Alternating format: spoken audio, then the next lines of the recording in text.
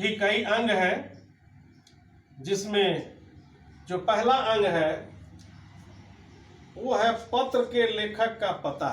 यानी जो पत्र लिख रहा है, मैं पत्र लिख रहा हूं तो मैं अपना पता पहले दूंगा, ये पहली शर्त है। जब भी हम पत्र लिखते हैं तो बाईं तरफ, दाहिने भी लिख सकते हैं, लेकिन जो प्रचलन है उसमें क्या है कि बाईं तरफ जिस पेज पर आप पत्र लिख रहे हैं उस पेज के बाईं तरफ सबसे ऊपर अपना पता और दिनांक यानी तारीख देना बहुत जरूरी होता है। तो पत्र लेखक का पता और पता के साथ दिनांक, ये दोनों बातें होनी चाहिए। सबसे ऊपर बाईं तरफ लेखक का पता और ठीक उसके नीचे दिनांक। जैसे मान लीजिए आप किसी विद्यालय से लिख रहे हैं, छपरा सेंट्रल स्कूल से लिख रहे हैं, तो सबसे ऊपर लिखिएगा छपरा सेंट्रल स्कूल, उसके बाद लिखिएगा घोष कॉलोनी साढ़ा, उसके नीचे लिखिएगा दिनांक।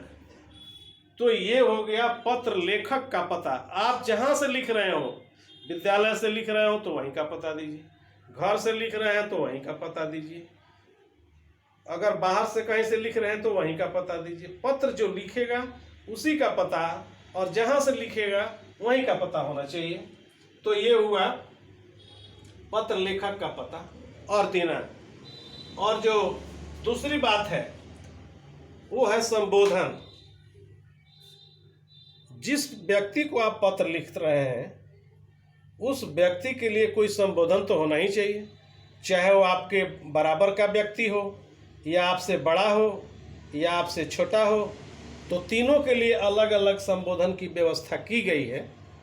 जैसे आपके बराबर का कोई व्यक्ति है, कोई मित्र है आपका, तो लिखेंगे प्रिय मित्र, अगर मित्र नहीं है तो लिखेंगे प्रिय बंधु।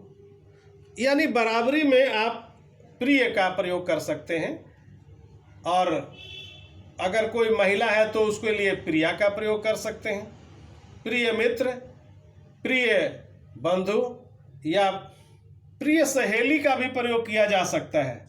तो वैसे में बराबर वालों के लिए होता है प्रिय शब्द का प्रयोग, और संबोधन जो अपने से बड़े हों उनके लिए आदरणीय, जो पुरुष है तो आदरणीय का प्रयोग कर सकते हैं अथवा पूज्य का प्रयोग कर सकते हैं। आदरणीय अथवा पूज्य दोनों में से किसी एक का कीजिए। अगर महिला है, जैसे माता जी हैं, तो माता जी को लिखेंगे तो आप पूजनीय लिखिए। माता जी नहीं है, कोई और दूसरा बड़ा आदमी है तो श्रद्धेय लिखिए। अगर ये भी नहीं लिखना चाहते हैं, कोई अन्य व्यक्ति है, तो मान्यवर लिख सकते हैं या श्रीमान लिख सकते हैं। तो ये बड़ों के लिए आदरणीय, पूज्य, पूजनीय, श्रद्धेय, मान्यवर, श्रीमान। तो पूज्य के बाद, पूज्य के बदले में पूज्या भी लिख सकते हैं। अगर स्त्री के लिए लिख रहे हैं तो पूज्या या पूजनीय भी लिख सकते हैं। ये बड़ों के लिए हो गया, बराबर के लिए, बड़ों के लिए। और अब देखिए छोटों के लिए। छोटों के लिए प्रिय सबसे अच्छा शब्द माना जाता है। प्रिय अनुज, जैसे छोटा भाई है तो प्रिय अनुज, चाहे प्रिय मोहन, प्रिय राम, प्रिय रमेश, नाम लिख देना होगा। छोटों के लिए प्रिय के बाद उसका नाम लिखिए। या चिरंजीव और उसके बाद नाम लिखिए, चिरंजीव मोहन। चाहे वो आयुष्मान भी लिख सकते हैं, आयुष्मान मोहन, च बना दिया जाए इसको, चिरंजीव। तो उसके बाद से है अभिवादन।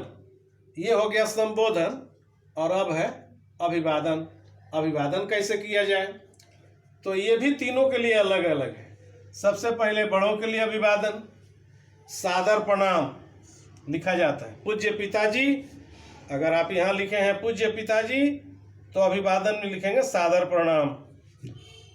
या पूज्य पिताजी चरण स्पर्श, या पूज्य पिताजी सादर चरण स्पर्श, ये भी लिखा जा सकता है, सादर चरण स्पर्श। अगर पिताजी नहीं है, कोई दूसरा व्यक्ति है, आदरणीय है, बड़ा है आपसे, तो आप लिख सकते हैं मान्यवर या मान्यवर महोदय। तो अपने से बड़ों के लिए जो अभिवादन होगा वो इस तरह से होगा। बहुत क्लोज है तो सादर प्रणाम, चरण स्पर्श, सादर चरण स्पर्श। थोड़ा दूर का आदमी है तो मान्यवर, महोदय आदि लिखा जा सकता है। उसके बाद है अभिवादन छोटों के लिए।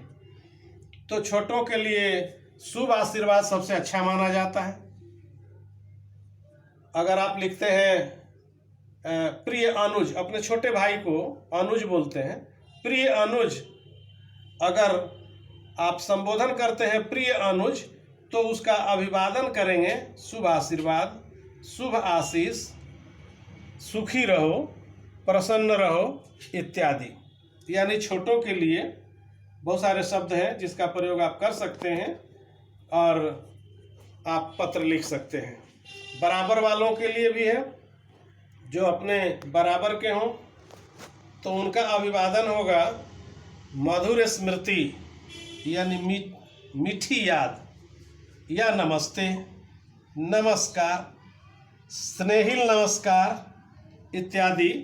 आप अपने बराबर वालों के लिए अभिवादन दे सकते हैं। और जैसे आप छोटे भाई को लिख रहे हैं प्रिय रमेश, मधुर स्मृति, तो अगर कहीं परिचित नहीं है लेकिन बराबर में है तो आप उसको प्रिय रमेश नमस्ते, प्रिय रमेश नमस्कार, प्रिय रमेश स्नेहिल नमस्कार, आप इस तरह से भी लिख सकते हैं।